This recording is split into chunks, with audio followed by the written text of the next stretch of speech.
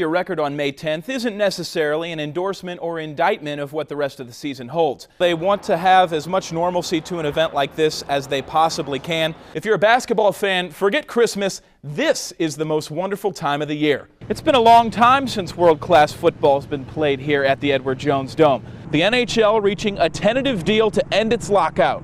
The 2013 class brings excitement to a Rams team already bubbling with expectations for the coming season. We've been talking about him for the last several days like he was some sort of mythical creature. To the Blue Jackets snapped the Notes' 6-game winning streak. Their kryptonite has been slow-throwing left-handed pitchers. If a picture is worth 1,000 words, it's safe to say this one doesn't have a price. Well, my father asked me what I wanted for my birthday, and I said I want to meet Stan Musial. Hospitalized with polio, 11-year-old Bill Herbst didn't exactly make that birthday buy easy for his parents. Later, when he left the hospital, he thought, oh my God, how do I make this happen? But parents can be miracle workers.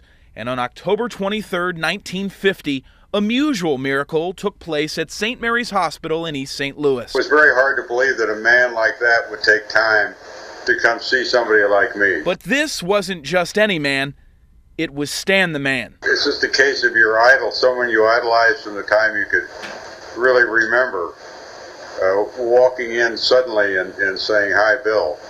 And, you know, I was flabbergasted. And blown away a year later when Stan sent this autographed photo on his 13th birthday. And I was terribly impressed with that, too, that he remembered a year later. Over 50 years later, Bill's daughter Beth helped bring her father's moment with Musial full circle. We've heard the Stan Musial story multiple times over the years, and I just really wanted to get it signed for him. Tell us what his emotions were like when he opened the gift and saw this.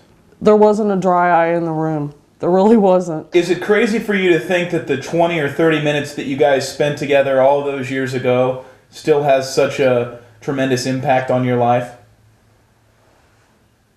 Oh, it absolutely does. It absolutely does. I think about it quite often, in fact, because as I've said before, outside of my family, it's something I'll cherish till the day they bury me. Cherishing Stan Musial the person as much as Stan Musial the player, the Cardinals' patron saint in a town known as baseball heaven.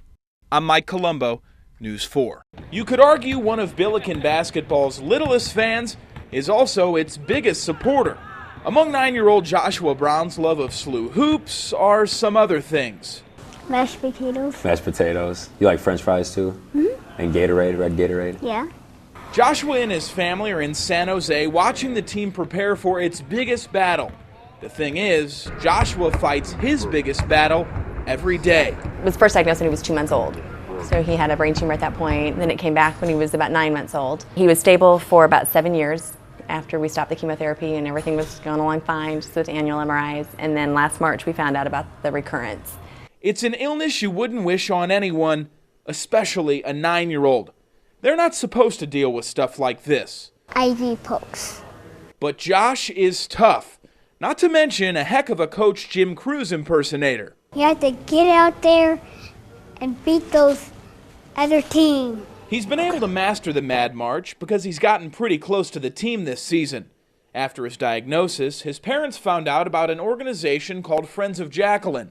The foundation works to improve the quality of life for children with pediatric brain tumors by pairing them with college and high school athletic teams. You like shoot me with a Nerf gun? Yeah. That's how he became so close with SLU forward Jake Barnett. He's always in a good mood. He's always just ready to go, happy. You know, and that's not how, I'm not around a lot of people sometimes who are like that. You know, they go have these up and, swings where they're really good one day, the next day, but every time I see Josh, he's got a smile on his face. The players love Joshua like a brother and even visited him during treatments. He loves them back and their girlfriends too.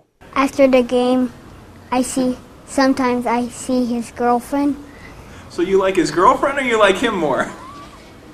You can tell him, go ahead. I like both. A world focused on wins and losses, the Billikens bring perspective of life lessons learned from a little boy with a big heart who's a big fan. And this is more important than any game I'll ever play. And I will take more from this than any game I'll ever get to play in. Reporting in San Jose, I'm Mike Colombo, News 4.